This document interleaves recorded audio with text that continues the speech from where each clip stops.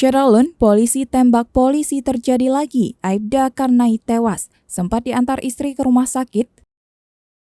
Belum usai kasus polisi tembak polisi yang melibatkan seorang jenderal bintang 2 dan seorang ajudan jadi korban. Kali ini seorang anggota polisi bernama Aibda Ahmad Karnai tewas diduga ditembak oleh sesama rekan polisi di Lampung Tengah pada Minggu 4 September.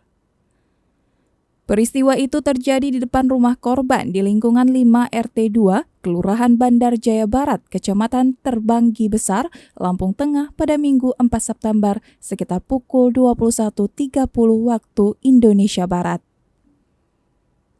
Peristiwa itu diketahui setelah sejumlah warga mendengar suara letusan tembakan. Sementara itu, Kepala Bidang Humas Polda Lampung, Komisaris Besar Zahwani Pandra Arsyad menjelaskan, dari hasil penyelidikan, korban ditembak oknum anggota polisi Polres Lampung Tengah berinisial Aibda RS.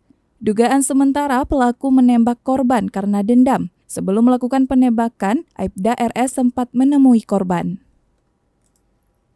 Saat ini, kata Pandra, pelaku telah diamankan dan tengah menjalani pemeriksaan di Mapolres Lampung Tengah.